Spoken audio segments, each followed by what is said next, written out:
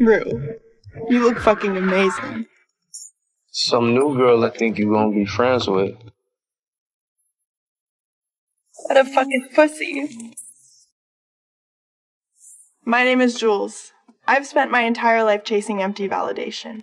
So much so that when real love finally came, I was like a cave dweller who'd never seen the sun, unable to handle its intensity. All this fucking mess started with my body. I was born a boy, but ever since I could remember, I felt like my soul was stuffed into the wrong body. When I was 11, this inner sense of fragmentation reached its peak.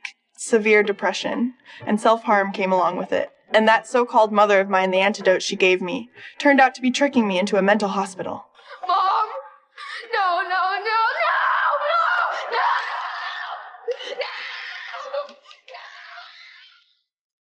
That place was the darkest time I've ever been through. In contrast to my mother's uncompromising severance, my father gave me unconditional tolerance. He took me to see a therapist and supported me to be my true self when I was 13. It was shortly after that my mother finally relapsed into drug addiction and vanished completely from my world. To help me escape the past, my father took me and moved away from that place filled with gloomy memories. I came to this strange small town carrying all my secrets and scars, trying hard to play the role of a brand new girl. But this place was no Eden at all. My beautiful illusion was shattered by reality on the very first day. A classmate named Nate and his damn friends knocked me and my bike over for no reason. Hey, yo, what up, B? Yo, how about you coming right on this dick? Oh, Nate, chill, bro. Come on, man. I fell onto the grass, the old wounds on my body ached faintly. But that pain was nothing compared to the humiliation in my heart. It turns out that no matter where I run, I can't escape people like them. They always wanted to use violence to force me back to who I used to be. I was powerless to resist in reality, but behind the tiny patch of light on my phone screen, I was the hunter. On those dating apps, no one knows who Jules really is. I'm just a fucking symbol, an empty shell waiting to be filled by other people's desires. My target tonight is a user named Dominant Daddy, and the location is a motel. I remember dressing up carefully that day, and even injected myself with hormones before going out. It wasn't just for medical needs. It felt more like a ritual, ensure that I can meet every man in the most complete and authentic feminine manner. But when the door opened, what greeted me was an old man named Carl, old enough to be my father. Yet I didn't run away. I don't know if it was out of anger, or some kind of cheap curiosity driving me. I actually stayed. You can either go someplace where you're wanted for who you are, or you can stay in a town like this, end up like me, living your life out in motel rooms.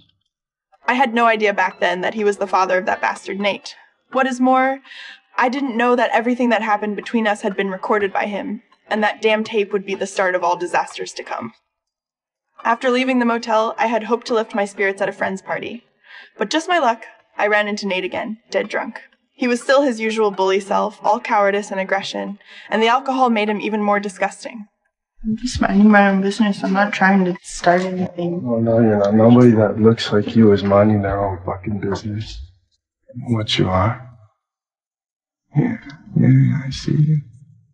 Anyone, does anybody know who the fuck this bitch is? Somebody better speak up, or this bitch is gonna get fucked up! This time, I didn't fucking back down. I unleashed all the pent-up hatred I'd been storing. With a demeanor that bordered on self-destruction, I forced the contempt out of his eyes. I'm fucking invincible! Fucking freak, what the fuck? And Rue in the corner saw every bit of this. After the party ended, she took the initiative to walk up to me. I'm Rue. I'm Jules. Where are you headed to? Home. Probably. Can I come with you? We rode bicycles through the empty streets, and the moonlight stretched our shadows long. For the first time, I felt an unprecedented sense of security towards a stranger, a girl. The time I've spent in this town has left me physically and mentally exhausted, and Rue's appearance has become my safe haven. The way she looks at me, with complete dependence and adoration, is pure and untainted by any impurities. Only in front of her do I not need to pretend to be a perfect woman. Our relationship is on a spiritual level, a mutual reliance between two lonely souls. Yet I fear that Rue will be completely consumed by drugs, just like my mother was. Overwhelmed by this fear, I gave her an ultimatum, either quit drugs, or our relationship ends here. Through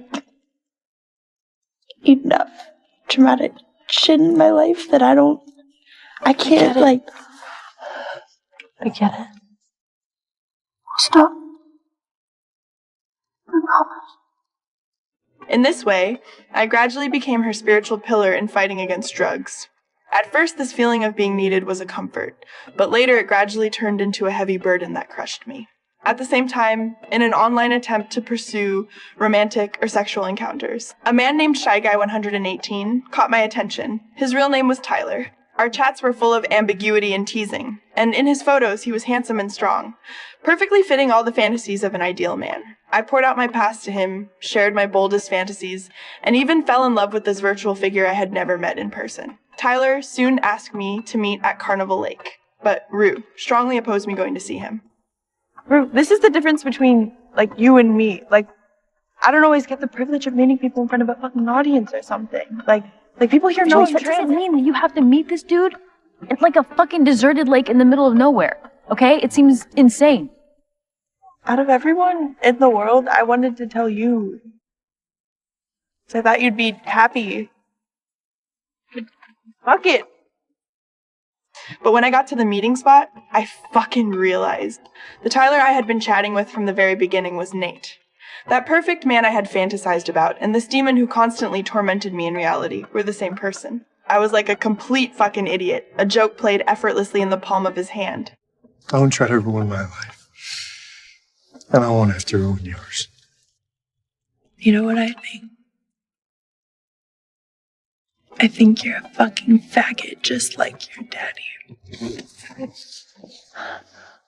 After the carnival, my life descended into complete darkness. Nate no longer needed to play the gentle Tyler. He tore off his fake mask and unleashed the cruelest blackmail and emotional bondage on me. The real nightmare began when he was investigated by the police for domestic violence against Maddie. That bastard even used my private photos and videos to threaten me, forcing me to go to the police station and lie for him as a false witness. Trapped in overwhelming fear and pressure, I had no choice but to walk into the police station and help him cover up that damn lie. I began to distance myself from Rue, not because I didn't love her, but precisely because I loved her too much. I was afraid that Nate, that lunatic, would hurt her. I'd rather have her hate me than see her get hurt because of me. The winter formal was the end of everything. Rue is planning our escape, fleeing this small town, to a big city where no one knows us. We just fucking left this dance. We went home, grabbed a bunch of our shit, just went to the city. We just fell in love. It's fucking crazy. For me, who has just gone through a great trauma, this proposal is filled with a fatal temptation, fleeing this small town full of painful memories, and starting a new life with a person I love in a brand new place. Sounds like a perfect fairy tale ending. As I stepped onto the train, my heart brimming with anticipation, and turned to look back at Rue. She stood rooted to the spot, completely motionless. Please. I love you.